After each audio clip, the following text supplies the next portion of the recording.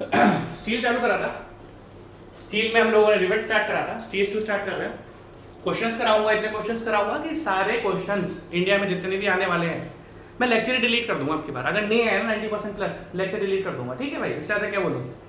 आप बस मुझे याद दिला देना कि सर आपने स्टील स्टेज 2 पढ़ाया था और 90% क्वेश्चन, अगर 89% भी आया ना, बोला सर 90% तो नहीं आ पाए, 89% आए तो मेरे को याद जरूर दिलाना। आप में से कुछ लोग तो भाई 99% स्टूडेंट पसंद करते हैं, तो 1% थोड़े नफरत भी करते हैं। तो आप याद दिलाना कि सर आपने वो स्टेज 2 स्टील पढ़ाया था और उसमें सर देखो मेरा स्टेट का जेईई एग्जाम हुआ है, तो सर इसमें 90% तो नहीं आया, 85% आया है। मैं उसी दिन सारे लेक्चर्स डिलीट कर दूंगा, और लेक्चर डिलीट नहीं करूँ तो आप यूट्यूब पे वीडियो बना के डाल देना, ठीक है। चलो करते हैं भाई, इतना कॉन्फिडेंस तो दिखाना पड़ेगा ना, तो ठीक है चालू करते हैं। जैसे कि बोला था कि ऑब्जेक्टिव क्वेश्चन कराऊंगा, सब इसमें से आएगा, बट हल्का सा थ्योरी पढ़ना पड़ेगा, डिटेल में नहीं जाऊंगा। डिटेल में जाना होता है तो स्टेज 1 में मैंने आपको यूनिट नंबर 1 स्टील की अलग कराई है, उतना डिटेल में अभी नहीं घुसना है, थोड़ा थोड़ा घुसना है, ठीक है। तो हमने कुछ रिवेटेड जॉइंट्स के बारे में पढ़ा था। लेफ्ट जॉइंट क्या होता है, सिंगल रिवेटेड लेफ्ट जॉइंट क्या होता है, डबल रिवेटेड लेफ्ट जॉइंट क्या होता है, हमने कुछ लेफ्ट जॉइंट पढ़े थे, ठीक है। ये लेफ्ट जॉइंट था। फिर हमने थोड़ा सा बट जॉइंट के बारे में पढ़ा। ये क्या है, सिंगल रिवेटेड, इसमें कवर प्लेट लगानी पड़ती है, तो single riveted, single cover butt joint. Single riveted, इसमें दो कवर प्लेट है, हमने इसमें डबल रिवेटिंग भी करी थी, थोड़ा थोड़ा आपको ध्यान होगा, ठीक है। और आगे आते हैं, उसमें थोड़ा सा मैंने इस इमेज को कर दिया। यहां पर देखोगे कि दो प्लेट ऊपर नीचे रखी हुई है, मतलब एक के ऊपर एक रखी हुई है, तो 100% लेफ्ट जॉइंट होगा। जैसे कि आप देख सकते हो, ध्यान से देखना, यहाँ पर एक ही रो जा रही है। पहली बात तो देखो, इन दोनों केसेस में देखो, इसमें इसमें इसमें आपको थोड़ा ध्यान से देखना पड़ेगा। ध्यान से नहीं देखोगे तो इश्यू हो जाएंगे आपके साथ ही। ध्यान से देखो, ये दोनों प्लेट एक दूसरे के ऊपर है तो लेफ्ट है। इसमें कितनी रो जा रही है रिवेटिंग की, एक जा रही है, तो सिंगल रिवेटेड लेफ्ट जॉइंट। ध्यान से देखना। अब यहां पर आप देखोगे ऊपर नीचे प्लेट है, लेफ्ट जॉइंट है। यहां पर रोज कितनी आ रही है, एक दो। जैसे कि मैंने आपको कहा था कि आपको मेंबर्स के अंदर रोज देखनी है, मेंबर के अंदर कितनी रो है, तो ऊपर वाले मेंबर के अंदर कितनी रो है, एक है, दो। नीचे वाले मेंबर, दैट मींस दोनों मेंबर्स में दो दो रोज है, तो ये क्या बन जाएगा, डबल रिवेटेड लेफ्ट जॉइंट। अब आपको ध्यान से देखना पड़ेगा, थोड़ा सा ध्यान से देखो। अगर आप ध्यान से देखो, आपको ध्यान से देखना पड़ेगा, दो केसेस को ध्यान से देखना, आप दो केसेस ध्यान से देखना। यहां पर दो प्लेट ऊपर नीचे है, लेफ्ट जॉइंट है। यहां पर भी दो प्लेट ऊपर नीचे है, लेफ्ट जॉइंट है। अगर आप ध्यान से देखो तो यहां पर भी देखो, यहां पर ऊपर वाले मेंबर में कितनी नंबर ऑफ रोज है रिवेटिंग की, मतलब कितने रिवेट होल्स हैं, कितनी रोज में, देखो ऊपर वाले में एक दो, नीचे वाले में एक दो, तो दैट मींस दोनों मेंबर में दो दो रोज जा रही है, तो दैट मींस डबल रिवेटिंग हो गया। इधर ध्यान से देखना, इधर भी ऊपर वाले मेंबर में एक और एक दूसरी दो, नीचे वाले मेंबर में एक दो, दैट मींस 100% डबल रिवेटेड है। आपको बस ये देखना है कि कितने मेंबर्स के अंदर, देखो कभी भी हम इस तरीके से लेफ्ट जॉइंट को कंपेयर करते हैं तो हम मेंबर के अंदर देखते हैं कितनी नंबर ऑफ रोज है। बट अगर आप ध्यान से देखोगे तो इधर दोनों रिवेट्स की लाइन, जो इधर रिवेट देखो रो नंबर 1 है और यहां पर रो नंबर 2 है, इसके पैरेलल ये रिवेट होल, सेकंड वाला रिवेट जो पैरेलल ये वाला रिवेट होल है, थर्ड वाले के पैरेलल ये है। बट अगर आप ध्यान से देखोगे तो यहां पर इसके पैरेलल नहीं है। देखो फर्स्ट रिवेट होल के पैरेलल रिवेट होल नहीं है, तो सेकंड रो है। अगर आप रो नंबर 1 रो नंबर 2 को देखोगे तो इनके रिवेट होल पैरेलली ऊपर नीचे हैं। दैट मींस जब ये दोनों रोज के रिवेट होल, जो आप दोनों रोज देख रहे हो, इसके रिवेट होल एक दूसरे के पैरेलल होते हैं, तो इसको हम बोलते हैं चेन रिवेटिंग। क्या बोलते हैं इसको, चेन रिवेटिंग। इसको हम क्या बोलेंगे, चेन रिवेटिंग।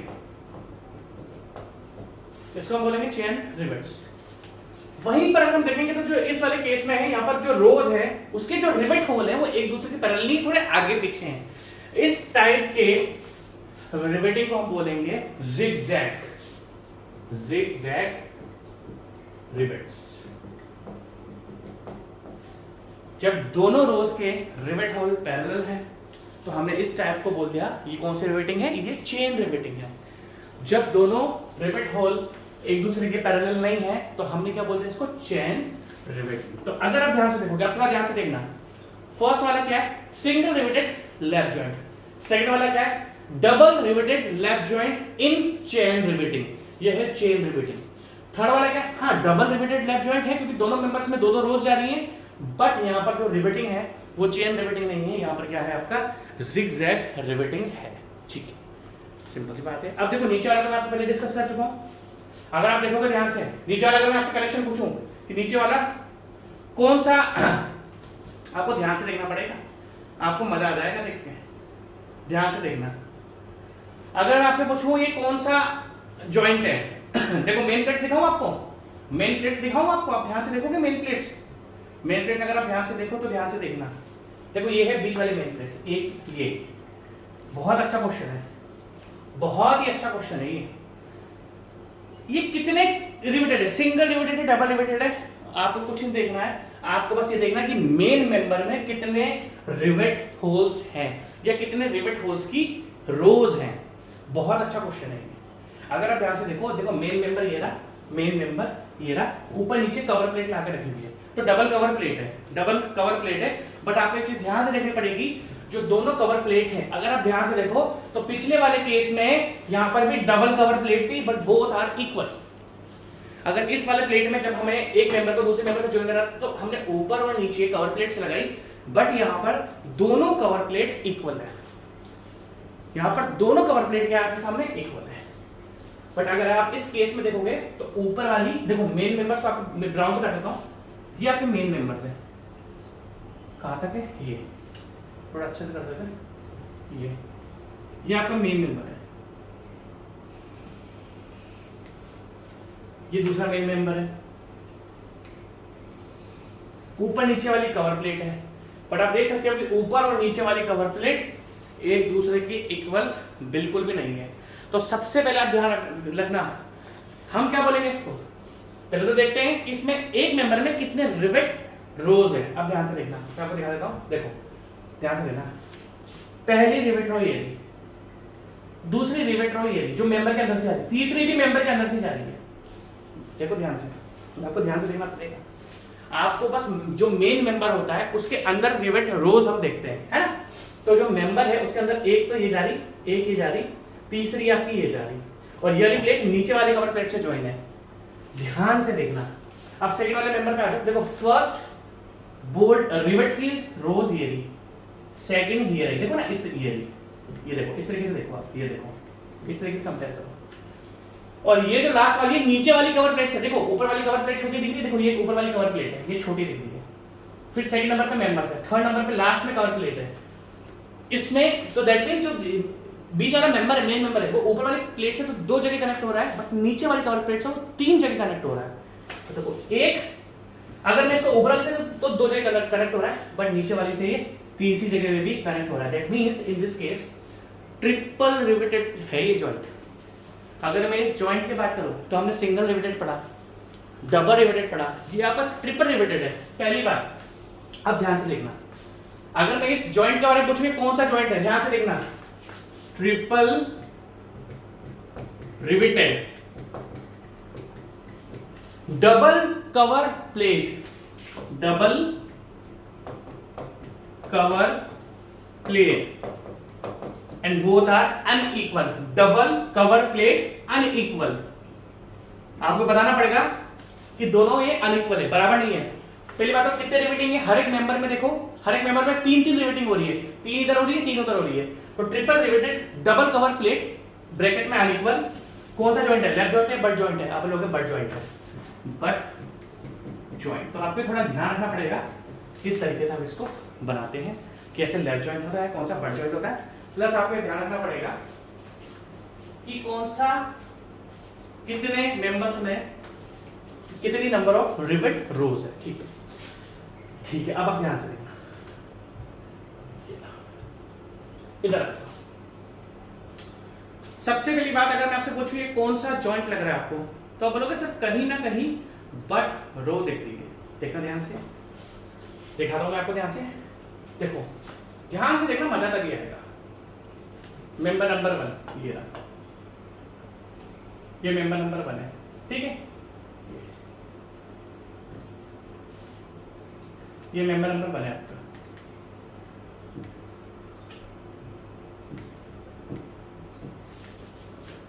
ठीक है, मेंबर नंबर 1 देखिए। अब मेंबर नंबर 2 बनाते हैं।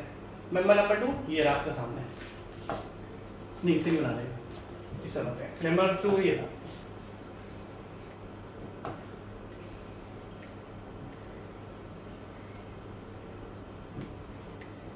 मेंबर नंबर 1 अलग बना दिया मैंने। आई होप आपको शायद दिख रहा होगा कि मैंने दो एक वॉलेट और एक पर्पल कलर यूज करा है ना, दो अलग अलग मेंबर्स हैं। अगर आप देख सकते हो तो दो इन अलग अलग, ये एंड टू एंड रखे हुए हैं, मतलब एक के बाद एक रखे हुए हैं। तो अगर मैं आपसे पूछूं ये कौन सा केस है, अभी अगर मैं आपसे पूछूं ये कौन सा केस है इस जगह, तो आप बोलोगे सर 100% सर ये तो हमें जिस तरीके से दिख रहा है, दो मेंबर्स आपने बनाया सर ये तो बट जॉइंट है, क्योंकि देखो ये एंड टू एंड पड़े हुए हैं, ध्यान से देखना। अब मैं इसमें कवर प्लेट बना देता हूँ,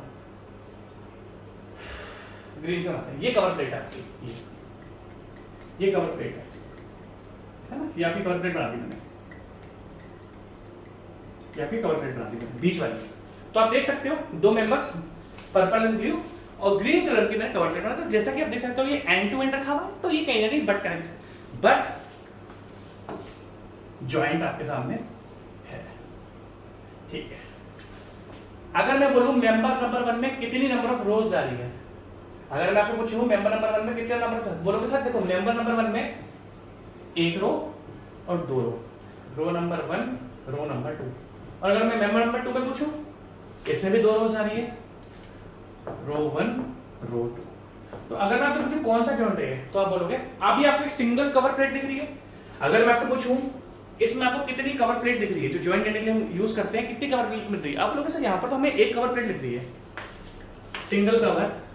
आप ध्यान से देखना, सबसे ये बात रिवेट्स, डबल रिवेटिंग है ना, डबल रिवेट। पहले हम रिवेट को मेंशन करते हैं, double rivet, single cover, butt joint. तो अगर मैं इस जॉइंट को डिस्क्राइब करूं तो double rivet, single cover, butt joint, ठीक। अब आपको जो ध्यान से देखना है, ये सब मैं मिटा रहा हूं, ये आपको मैंने समझाने के लिए बताया, ठीक है, क्या ये कौन सा जॉइंट है। तो आप इसकी इमेज अपने दिमाग में रखना। अगर ये पैरामीटर्स आप ढंग से नहीं पढ़ोगे जो मैं आपको पढ़ा रहा हूं, तो इसमें से एक 100% ऑब्जेक्टिव क्वेश्चन आ जाएगा, जो आपके स्टेट का जेईई का एग्जाम है।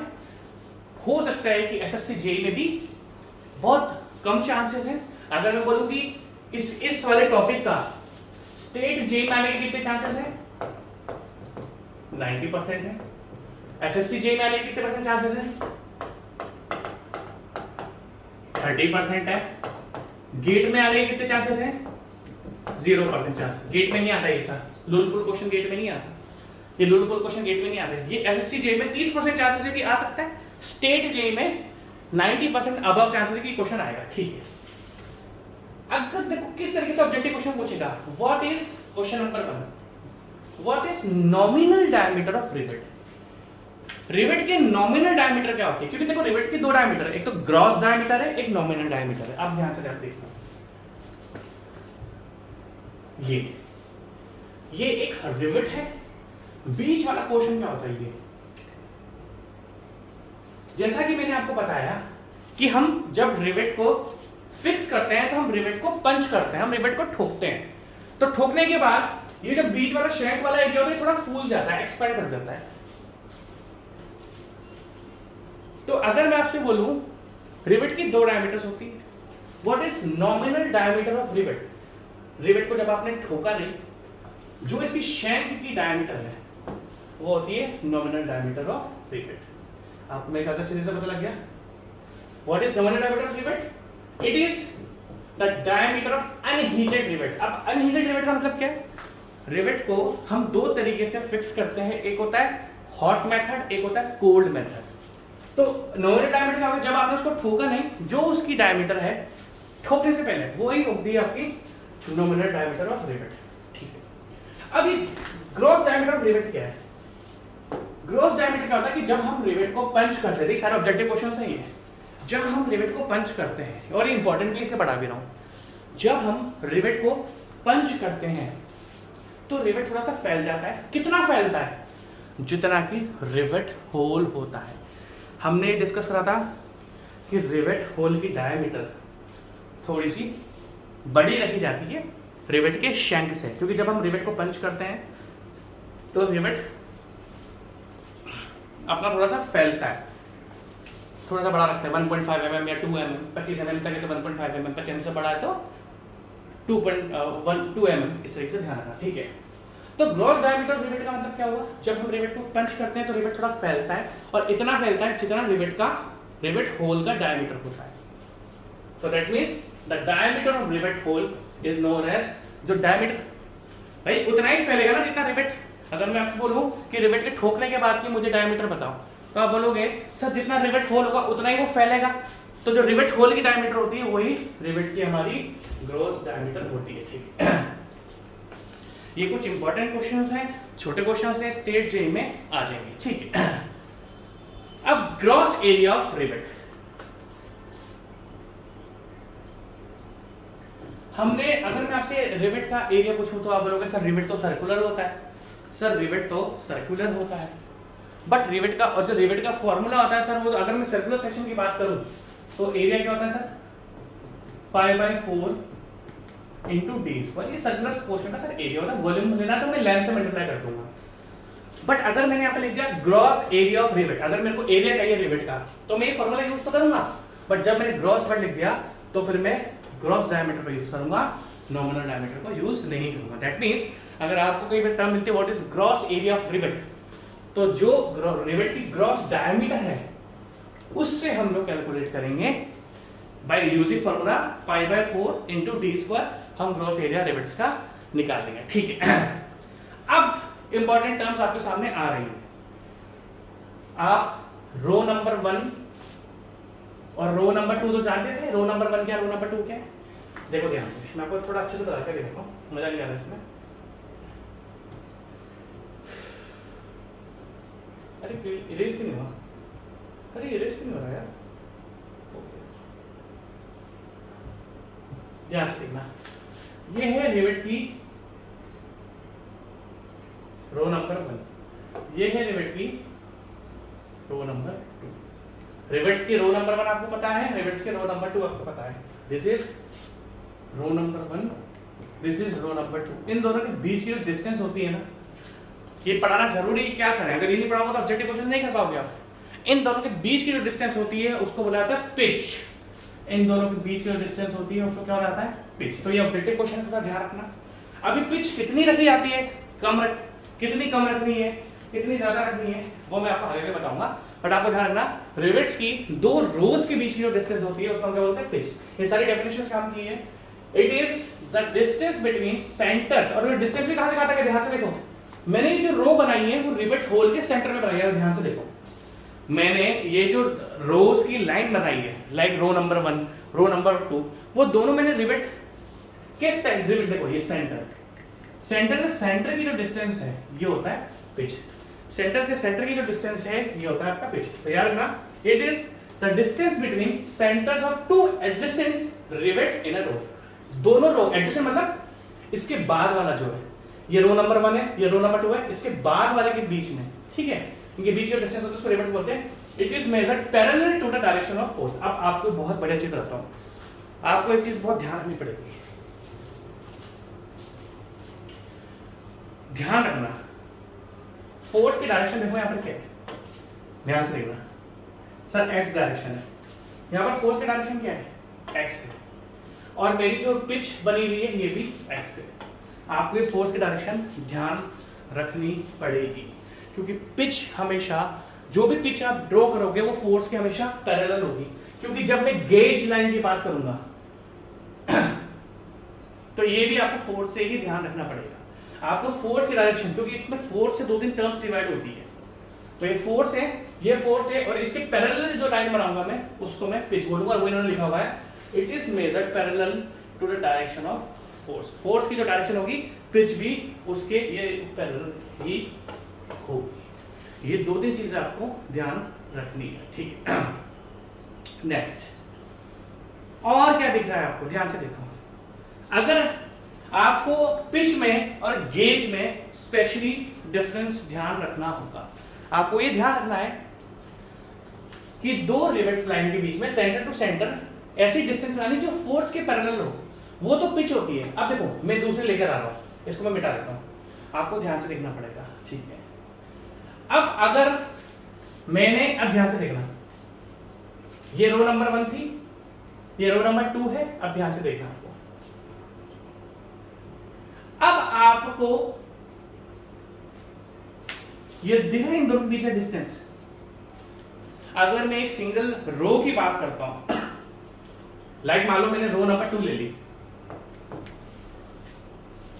नहीं यहां पर आपसे रो नंबर 2 की बात कर रहा हूं। अगर मैं आपसे रो नंबर 2 की बात कर रहा हूं तो इसमें भी तो रिवेट्स होल हैं, लाइक देखो hole number 1, hole number 2, hole number 3 and hole number 4। एक रिवेट लाइन, अब ध्यान से देखना, ये डिस्टेंस, एक रिवेट लाइन आपने मान लो रो नंबर 4 ले ली। रो नंबर 4 में आपने किसी भी दो रिवेट्स के बीच का सेंटर टू सेंटर डिस्टेंस लिया और ऐसा डिस्टेंस लिया जो देखो यहां पर फोर्स की डायरेक्शन में x और ये डायरेक्शन कौन सी है y। तो आपको पिच में और गेज में ये दोनों डिफरेंसेस ध्यान रखने पड़ेंगे, क्योंकि एक वर्ड भी हिल गया ना तो आपको प्रॉब्लम्स हो जाएंगे। और दैट मींस जब फोर्स की जो पैरेलल लाइन हम खींचते हैं वो हमेशा पिच होता है, और फोर्स के जो परपेंडिकुलर हम देखते हैं वो हमेशा गेज होता है। देखो गेज डिस्टेंस क्या है, what is gauge distance? It is the distance between two adjacent rows of rivet measure perpendicular to the direction of force। आपको ध्यान रखना पड़ेगा, हमेशा गेज फोर्स के परपेंडिकुलर आता है ना, और पिच फोर्स के हमेशा परपेंडिकुलर आती है। अगर आपने ध्यान नहीं दिया तो आपको बहुत ही ज्यादा कंफ्यूजन हो जाएगा, ठीक है। अब एक चीज ध्यान से देखना, बहुत ही अच्छा कॉन्सेप्ट है। अगर हम गेज पे, ये थोड़ा काट देना है, सेम आ रहा है, ये ऊपर हील लगा दिया मैंने, ठीक है, क्योंकि अगर ये आपने नहीं करा तो आपको इश्यू हो जाएगा, ठीक है। ध्यान से देखना, ध्यान से देखना,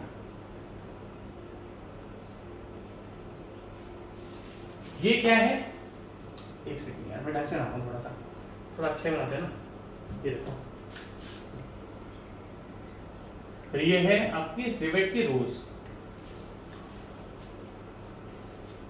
अगर मैं रिवेट रोज की बात करता हूं, आप ध्यान से देखना, बड़ा कंफ्यूजन टॉपिक है ये। लगता है ऐसा है कि हमने तो सब कुछ पढ़ा हुआ है, फिर बाद में जब क्वेश्चन आता है तो प्रॉब्लम आती है। ये रिवेट की जो रोज है ना, यहाँ पर फोर्स के कितने डिग्री पर है? 90 डिग्री पर है। ये रिवेट की रोज है आपकी। अगर आप देखोगे, ध्यान से देखना, तो फोर्स के पैरेलल भी कुछ रिवेट लाइंस है, लाइक एक, देखो ध्यान से,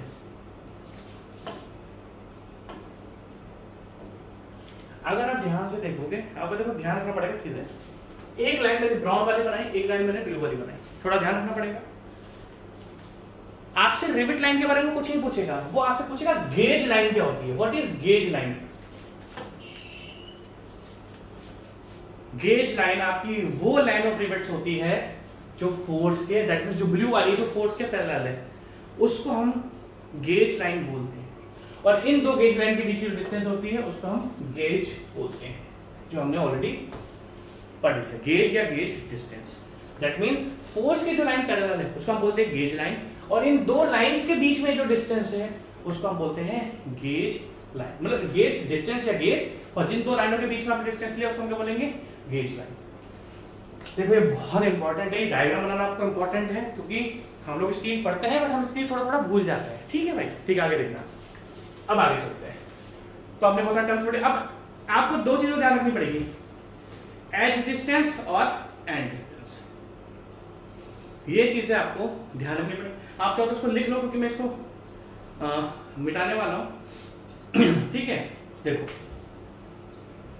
ध्यान से देखना, दो चीजें हैं, एक है एज डिस्टेंस और एक है एंड डिस्टेंस। आपको दोनों की डायरेक्शन लेनी पड़ेगी। देखो ये आखिरी की रिवेट्स है और ये बीच वाली क्या है? Cover plate. ध्यान में कवर प्लेट बना देता हूं, मैं कवर प्लेट आखिरी बना देता हूं, ये तो मैं कवर प्लेट बना देता हूं, ये कवर प्लेट है।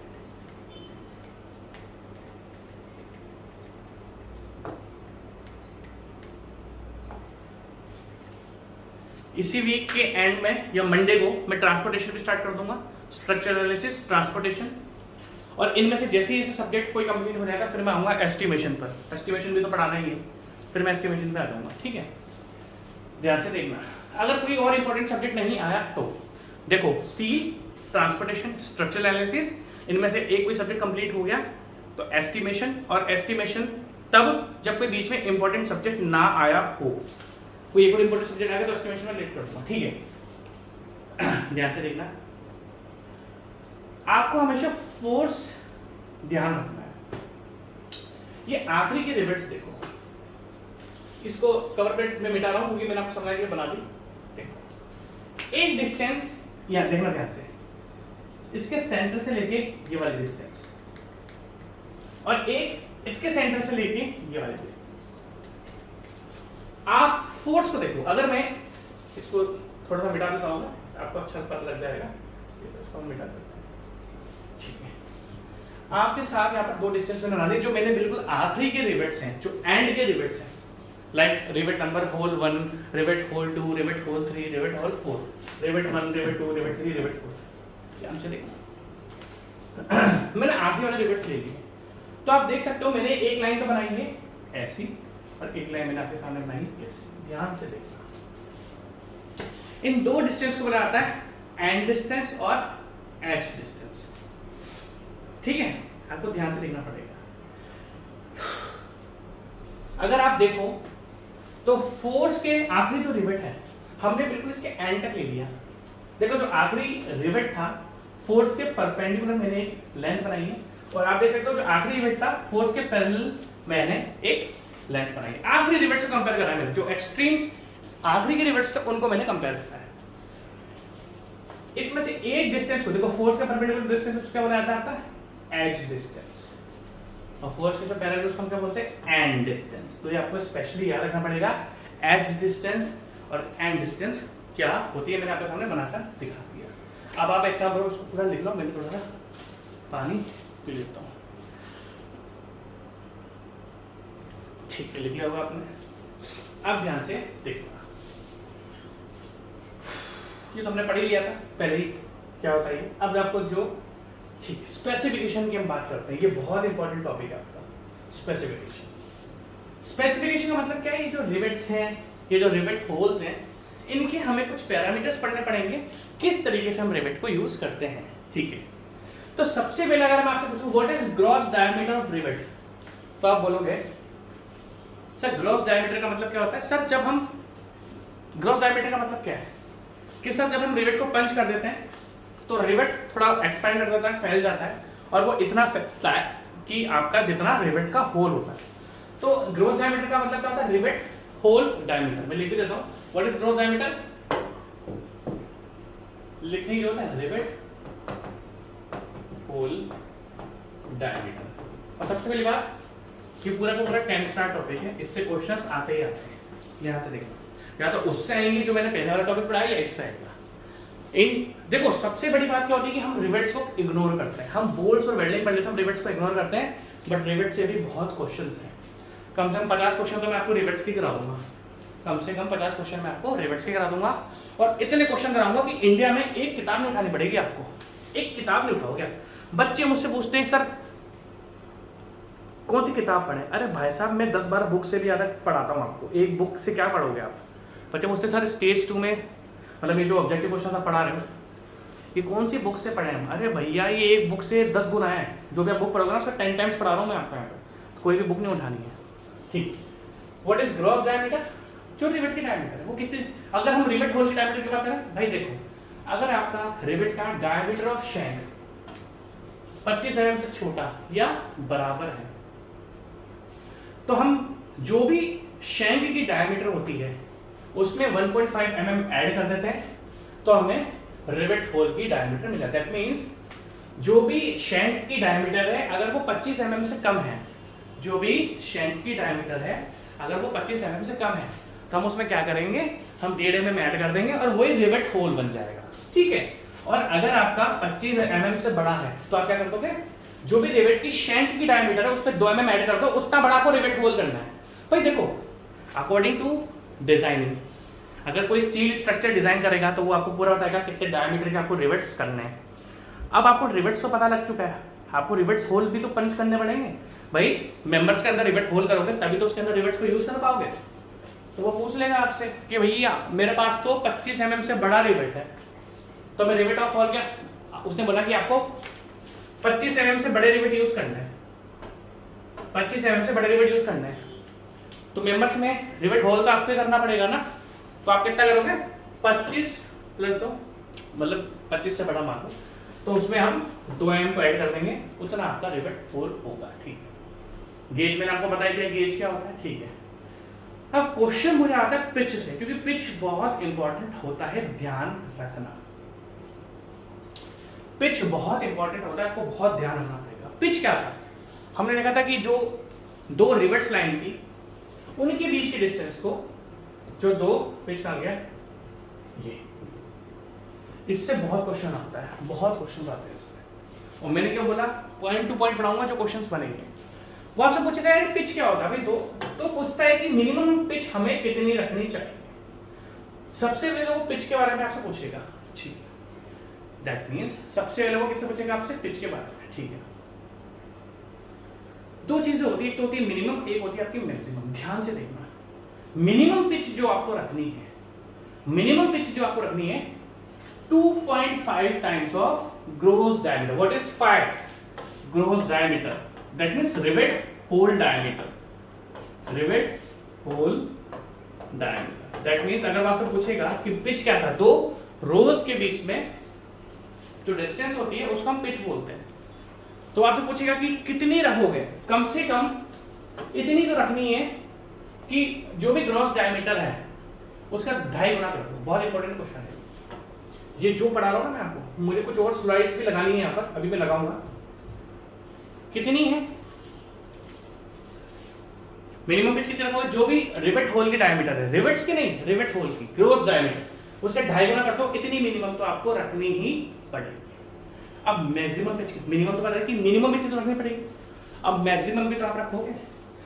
बहुत ध्यान से देखना, मैं आपको मैक्सिमम पिच बता रहा हूं और बच्चा जबरदस्त कंफ्यूज होता है यहाँ पर। ये टॉपिक सब किताबों में लिखा हुआ है बट बहुत गलत लिखा हुआ है। पूछो क्यों? मिनिमम पिच हर बुक में लिखा हुआ है, मिनिमम पिच 2.5 टाइम्स ऑफ 5 बहुत सही है, इतना ही होता है कि इतना मिनिमम डिस्टेंस आपको रखना ही पड़ेगा। मैक्सिमम कि इससे ज्यादा नहीं रख सकते हैं। अब ये क्या होता है, एक होता है टेंशन मेंबर, एक होता है कंप्रेशन मेंबर, एक होता है नीचे ना छोड़ दो। अगर मैं कॉलम की बात करूं, कॉलम क्या है सर? कॉलम तो एक कंप्रेशन मेंबर है, कॉलम तो एक कंप्रेशन मेंबर है। तो अगर आपका कोई ऐसा मेंबर है जो कंप्रेशन में है, अगर कोई ऐसा मेंबर है जो कंप्रेशन में है, तो उस केस में आप देखो मिनिमम क्या है, इतनी तो रखनी ही है। अब बात हो रही है मैक्सिमम पिच की, कि कितनी मैक्सिमम पिच आप रख सकते हो। बहुत ध्यान से देखना, बहुत ज्यादा ध्यान से देखना। लाइक अगर मैंने मान लो कॉलम की बात करी, कॉलम में आपको रिवेटिंग करनी है, कॉलम में कंप्रेशन मेंबर है, कॉलम में अगर आपको रिवेटिंग करनी पड़ी तो मैक्सिमम पिच कितने दोगे? 16T। What is T? Thickness of plate. 16T, sorry compression की बात कर रहा हूं अभी मैं, 12T और 200 mm which ever is less. मान लो एक कंप्रेशन मेंबर है। अब जैसे मान लो मैं ट्रस की बात करता हूं, आप छोड़ो, ट्रस की बात हम करते हैं। ट्रस में कुछ मेंबर्स, जब हम ट्रस की बात करते हैं तो ट्रस में कुछ मेंबर टेंशन में होते हैं, ट्रस में ही कुछ मेंबर कंप्रेशन में होते हैं। ट्रस के कुछ मेंबर्स, अगर हम ट्रस स्ट्रक्चर की बात करते हैं, ट्रस स्ट्रक्चर में जैसे मान लो आपने ट्रस स्ट्रक्चर में एंगल सेक्शन यूज करा, एंगल सेक्शन यूज होता है जनरली ट्रस में। ट्रस तो जानते हो ना, ट्रस क्या होता है? Frame, truss, beam. तो ट्रस के कुछ मेंबर्स टेंशन होता है, ट्रस के कुछ मेंबर्स आपके टेंशन में होते हैं। तो अगर मान लो ट्रस, एक ट्रस है, उसके अंदर कुछ मेंबर्स कंप्रेशन में है, और कौन बताएगा कंप्रेशन में? स्ट्रेंथ ऑफ मटेरियल बताइए भैया। ट्रस के कौन से मेंबर्स कंप्रेशन में है, ट्रस के कितने मेंबर्स टेंशन में है, ये आपको कौन बताएगा? ये स्ट्रेंथ ऑफ मटेरियल बताएगा।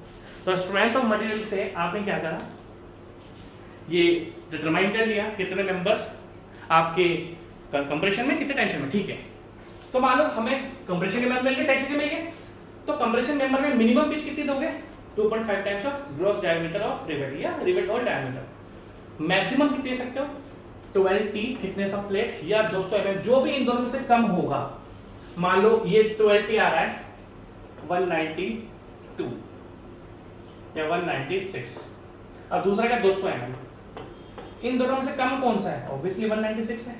तो आप 196 को ही 196 T का होगा, जैसे T आपने mm में ले लिया, लाइक कोई भी थिकनेस ऑफ प्लेट है वो आपने mm में ले ली, जो थिकनेस ऑफ प्लेट है वो आपने mm में ले ली, तो जो भी डिस्टेंस आएगी वो mm में आएगी। मान लो जो भी थिकनेस थी प्लेट की, ठीक है, उसको आपने 12 से मल्टीप्लाई करा तो 192 क्या आ जाएगा mm। तो आप मैक्सिमम पिच कंप्रेशन मेंबर में कितने दे सकते हो?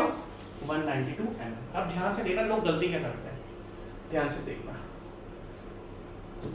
इसको छोड़ दो। अब हम टेंशन मेंबर की बात करते हैं, तो टेंशन मेंबर में कितनी पिच होती है? 16T। टेंशन मेंबर में कितनी पिच है? टेंशन मेंबर में जो मैक्सिमम पिच आप दे सकते हो, देखो मिनिमम कितनी दे सकते हो टेंशन मेंबर में? 2.5 टाइम्स स्टैंडर्ड, 2.5 टाइम्स के स्टैंडर्ड है। मैक्सिमम की बात चल रही है, तो कंप्रेशन में मिनिमम 20 और इन दोनों से जो कम हुआ वो आप दोगे, इन दोनों से जो कम हुआ वो आप दोगे। 16T और 2, अब टेंशन की क्या है? 16T और 200 है, जो भी इन दोनों से कम है। What is T? T is thickness of plate में लिख देता हूं, T is equal to thickness, जो भी प्लेट हम यूज कर रहे हैं, थिकनेस ऑफ प्लेट और मेंबर, जो भी मेंबर हम ज्वाइन कर रहे हैं, ध्यान से देखना। अब नीचे एक चीज लिखी हुई है टैग रिवेटेड, इसको आप ध्यान से पूरा ही लिखना है, मैं बस आपको बता रहा हूं। What R tag rivets? Tag rivet क्या होता है मैं आपको बताता हूं। टैग रिवेट क्या होता है मैं आपको बताता हूं, ध्यान से देखना, बहुत इंपॉर्टेंट है टैग रिवेट्स, बहुत इंपॉर्टेंट बता रहा हूं मैं आपको। सबसे ज्यादा टैग रिवेट से क्वेश्चन आता है, देखना, ध्यान से देखना, ध्यान से देखना। हम टेंशन मेंबर का मैक्सिमम पिच कितना दे सकते हैं? हम टेंशन मेंबर का, देखो ध्यान से देखना, बहुत अच्छा बता रहा हूं मैं आपको। हमने दो मेंबर्स लिए, ध्यान से देखो, मजा आएगा, ध्यान से देखो। मैं दो मेंबर का बना रहा हूं, दो मेंबर नंबर 1, मेंबर नंबर 2, ये दो मेंबर्स आपके सामने। इनको हम किससे ज्वाइन करेंगे? हम इसको कवर प्लेट से ज्वाइन करेंगे, ध्यान से देखना, तभी मजा आएगा। हमने इसको कवर प्लेट से ज्वाइन कर दिया, ध्यान से देखना। मेंबर नंबर 1, मेंबर नंबर 2, और इनको ज्वाइन हमने किससे करा? आपका सर हमने ज्वाइन करा इनको हमने कवर प्लेट से। तो दैट मींस ये कौन सा कनेक्शन है, कौन सा रिवेट जॉइंट है? आप बोलोगे सर ये तो आपका बट जॉइंट है, सिंगल कवर प्लेट। आप ध्यान से देखना, ध्यान से देखना, आपको बहुत ध्यान से देखना पड़ेगा। अब मैं रिवेट होल बना देता हूँ, rivet hole, rivet hole, rivet hole, है ना, rivet hole, rivet hole, rivet hole, आपको बहुत ध्यान से देखना पड़ेगा, ध्यान से देखना। Rivet hole, rivet hole, rivet hole. अब अगर मैं आपसे पूछूं पिच क्या होती है, अगर मैं आपसे पूछूं पिच क्या होती है, ये मैंने दो मेंबर्स बना दिए, उनको कवर प्लेट से मैंने ज्वाइन कर दिया। दो मेंबर्स आपके सामने मैंने बना दिए, इनको मैंने कवर प्लेट से ज्वाइन कर दिया। अब अगर मैं आपसे पूछूं इन दोनों मेंबर्स के, अगर मैं बात करूं पिच की, तो आप बोलोगे सर देखो ये जो रो नंबर 1 जा रही है, ये जो रो नंबर 2 जा रही है, सर इसकी बीच की जो डिस्टेंस है वो पिच है, सर ये पिच होती है, सही बात है। अब ध्यान से देखना, मान लो ये कंप्रेशन मेंबर है, ये कंप्रेशन मेंबर है, ये आपका एक कंप्रेशन मेंबर है, ये आपका कंप्रेशन मेंबर है। टेंशन कंप्रेशन मेंबर आपको अच्छी तरह से पता है, स्ट्रेंथ ऑफ मटेरियल में पढ़ी हुई है, तो आपको पता होगा। ध्यान से देखना, ध्यान से देख। हम कंप्रेशन मेंबर में मैक्सिमम पिच कितनी दे सकते हैं? ज्यादा से ज्यादा 200, इससे ज्यादा तो हम दे ही नहीं सकते।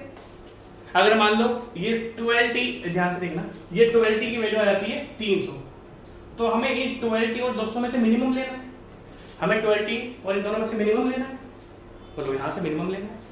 तो मैक्सिमम से मैक्सिमम जो पिच आ सकती है कंप्रेशन मेंबर में वो कितनी आ सकती है? मैक्सिमम से मैक्सिमम, ध्यान से देखना, मैक्सिमम से मैक्सिमम जो पिच आ सकती है कंप्रेशन मेंबर में वो कितनी आ सकती है? 200 आ सकती है, ध्यान से देखना। तो मान लो हमने इन दोनों के बीच की जो डिस्टेंस है कितनी ले ली, अब ध्यान से देना, मैक्सिमम से मैक्सिमम जो पिच आपके बीच में आ सकती है वो कैसे 200, बट कुछ कारणवश आपको इन दोनों के बीच की जो पिच है वो आपको देनी पड़ेगी 450 mm। ये एक कंप्रेशन मेंबर था, ध्यान से देखना, ये आपका कंप्रेशन मेंबर था। कंप्रेशन मेंबर्स में जो आप मैक्सिमम पिच दे सकते हो, कंप्रेशन मेंबर में आप जो मैक्सिमम पिच दे सकते हो वो कितनी दे सकते हो, 450। कितनी दे सकते हो, 450, वो सॉरी 200 दे सकते हो, बट यहाँ पर आपको मजबूरी में कितनी देनी पड़ेगी, 450। अब देखना ध्यान से, टैक रिवेट्स क्या होता है, टैक रिवेट्स होते हैं जुगाड़। टैक रिवेट्स क्या होते हैं, जुगाड़। जैसे मैं आपको एग्जांपल दूं,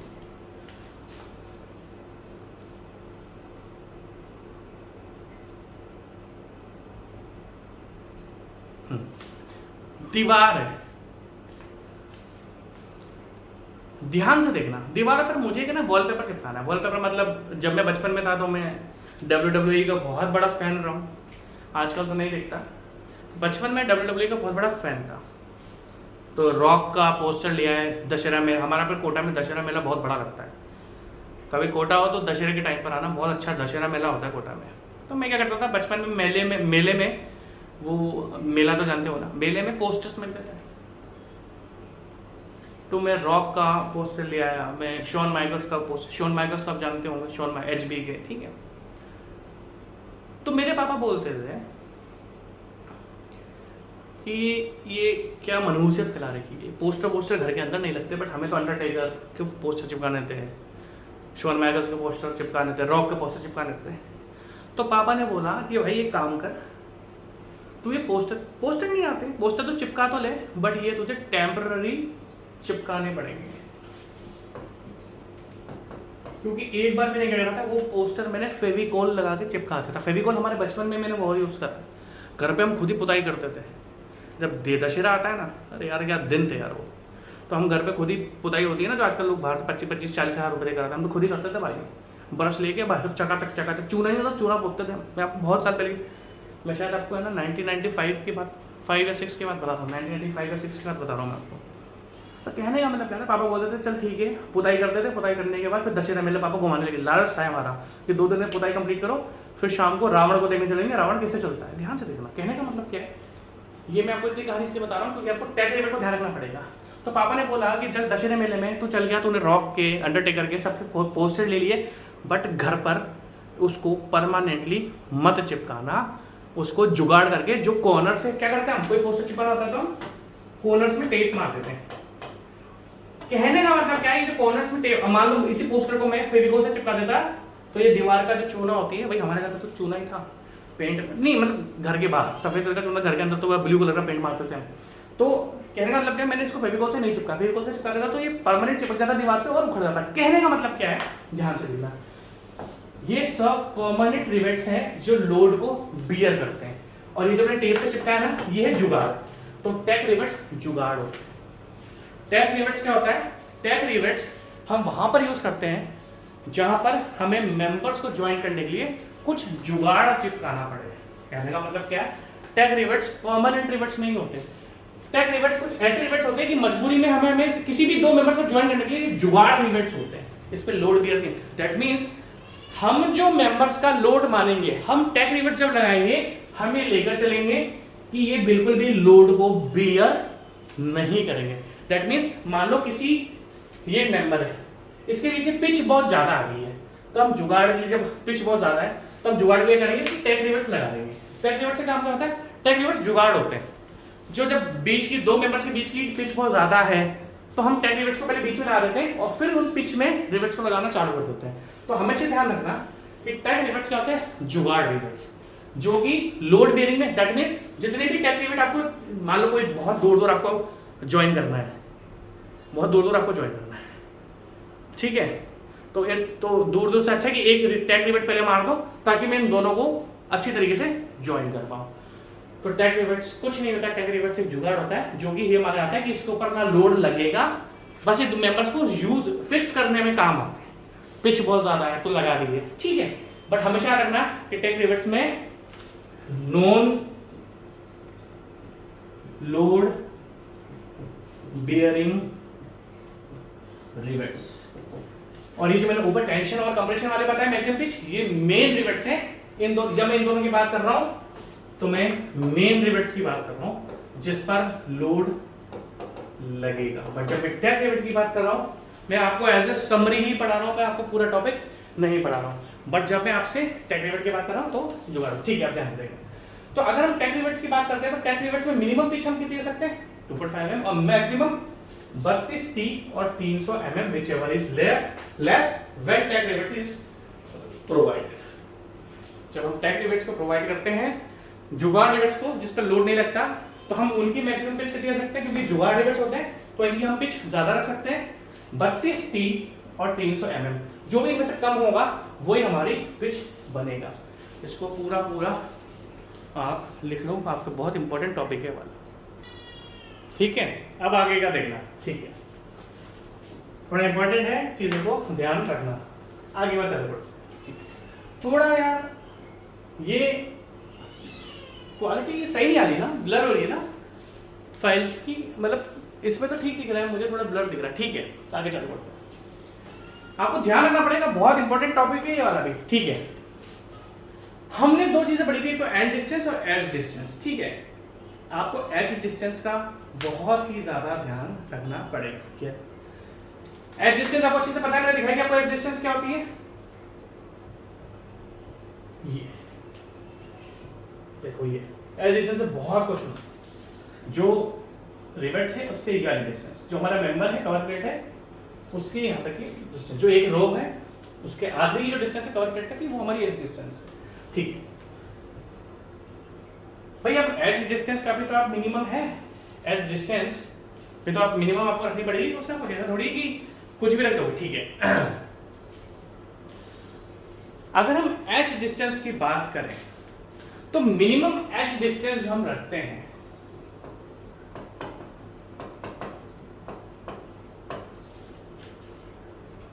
वो रखेंगे 1.5D एंड 1.7D। भाई एक तो हमने मान लो मेंबर हाथ से काटा है, तो जो एज डिस्टेंस हम रखेंगे, या तो अगर हमने मेंबर हाथ से काटा है, हैंड कट जिसको हम बोलते हैं, तो मिनिमम एज डिस्टेंस जो हम रखेंगे वो क्या रखेंगे 1.5D। What is the diameter of rivet, ठीक, ग्रॉस डायमीटर ऑफ रिवेट, ठीक है। अगर आपने उस मेंबर को, जो मेंबर आप ज्वाइन कर रहे हो, तो उसकी जो मिनिमम एज डिस्टेंस होगी वो कितनी होगी 1.5D जो आप रखोगे, वरना मेंबर आपका फेल हो जाएगा। अगर आपने ये डिस्टेंस नहीं रखी तो मेंबर आपका क्या कर जाएगा, फेल कर जाएगा। तो मिनिमम एज डिस्टेंस जो हम रखेंगे वो कितने रखेंगे 1.5D अगर मेंबर अपने हाथ से काटा है, और अगर मशीन से काटा है तो 1.7D। What is the diameter of rivet, ठीक है। अब मैक्सिमम एज डिस्टेंस कितने रख सकते हैं 40 mm plus 4T, whereas T is thickness of member। तो देखो ये थोड़ा थोड़ा कॉन्सेप्ट है, ठीक है, और टैगिंग रिवेट्स के बारे में हम पढ़ चुके हैं। अब ध्यान से देखना, ये टॉपिक मुझे लगता है कि मुझे आपको थोड़ा बाद में पढ़ाना चाहिए, तो अब इसका नेक्स्ट लेक्चर में कल मॉर्निंग में स्टार्ट करूंगा आपसे, ठीक है। इसका आगे हम कल मॉर्निंग में पढ़ेंगे, फिर हम क्वेश्चन करने स्टार्ट कर देंगे। Take care, bye bye.